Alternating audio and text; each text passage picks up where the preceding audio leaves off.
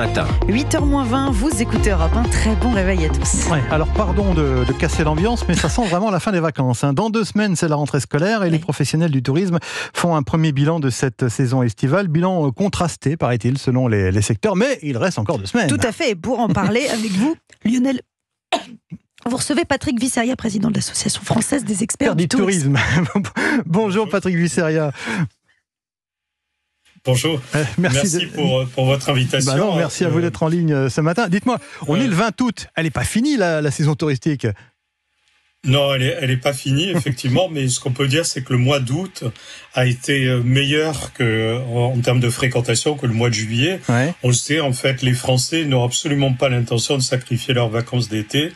Et malgré l'inflation, malgré le manque de visibilité, les impacts des JO ou la météo, par exemple, la sécheresse et la canicule ont modifié les comportements des Français qui attachent de plus en plus d'importance, en fait, à la météo et à trouver des régions où il fait un peu plus frais qu'ailleurs. On va y revenir dans le détail si vous le voulez bien, mais franchement, très honnêtement, on a du mal un peu à y voir clair parmi les professionnels du tourisme qui ne tirent pas le même bilan de cette saison.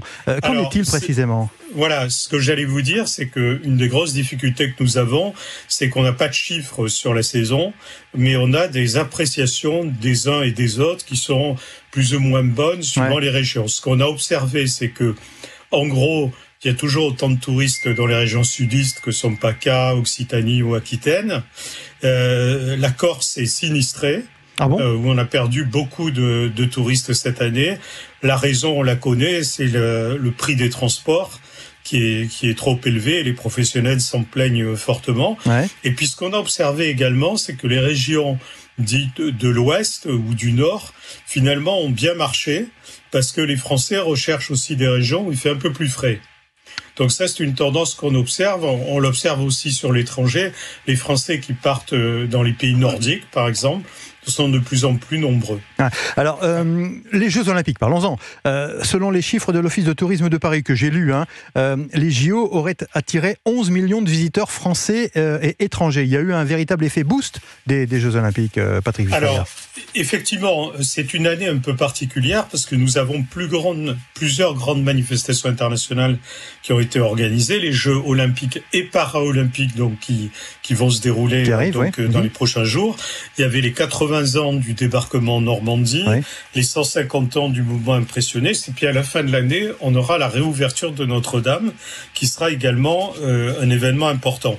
Ce qu'on a observé concrètement, c'est que il y a une forte hausse des arrivées aériennes depuis le 13 août, en fait, depuis le démarrage en fait des JO, et beaucoup d'Américains qui sont venus cette année. On estime à peu près à 220 000 visiteurs. Et plus généralement, c'est le retour des clientèles étrangères qui caractérise cette année, sachant que pour l'instant, évidemment, les clientèles asiatiques font défaut. Mais les autres clientèles continue de progresser. Donc cette deuxième quinzaine d'août, elle va être aussi très importante pour les professionnels en termes de fréquentation et peut-être d'une certaine façon de rattrapage pour certains. Bien sûr, parce que en fait, le mois de juillet a été perturbé, impacté par un certain nombre de choses. Donc, on l'a observé. On a observé également que finalement les élections ont eu aussi un impact sur le moral des Français et sur leur départ en vacances. Mais le mois d'août, vous le disiez tout à l'heure, n'est pas terminé. Le mois de septembre est un mois qui est de plus en plus fréquenté parce que ça permet à ceux qui ne sont pas concernés par la rentrée scolaire, ce soit les jeunes couples ou les seniors, de partir et souvent d'avoir une météo et des prix qui sont moins élevés. Donc le mois de septembre devient un mois touristique à part entière. Donc il y a un vrai phénomène de vacances décalées du fait des JO notamment aussi. Absolument. On a observé que une partie des Français, des Franciliens notamment, sont restés à Paris pendant les JO pour assister à tel ou tel événement sportif ou à l'ambiance ou à tout ça. Enfin, certains ont déserté aussi Paris. Voilà. Ouais. Et c'est pour ça qu'on a observé ce mouvement, une faible fréquentation avant les Jeux, une très forte fréquentation pendant les Jeux et puis un départ ensuite en vacances des Français. Alors, vous parliez tout à l'heure du problème des prix des transports pour la Corse. Est-ce que plus généralement, la question du pouvoir d'achat reste prégnante dans le comportement des touristes français, Patrick Visseria ? La question du pouvoir d'achat est essentielle. Le secteur du tourisme est un secteur sous influence. C'est là qu'on peut, si on a des difficultés, faire des économies. D'ailleurs, on a vu cette année que le budget vacances a baissé en gros en moyenne de 5% d'après les enquêtes qui nous sont revenues. Donc il y a à la fois l'inflation et puis il y a les nouveaux comportements qui sont liés notamment à la prise en compte beaucoup plus du climat. Donc je l'évoquais tout à l'heure avec des régions qui sont moins touristiques mais qui ont une progression en fait plus forte que les régions du Sud. Et ça, c'est une tendance nouvelle. De même, j'ajouterai un point, parce qu'on a beaucoup parlé cet été, le surtourisme. On a vu se multiplier en fait des initiatives pour essayer de réguler le surtourisme. Et ça, c'est un élément très important.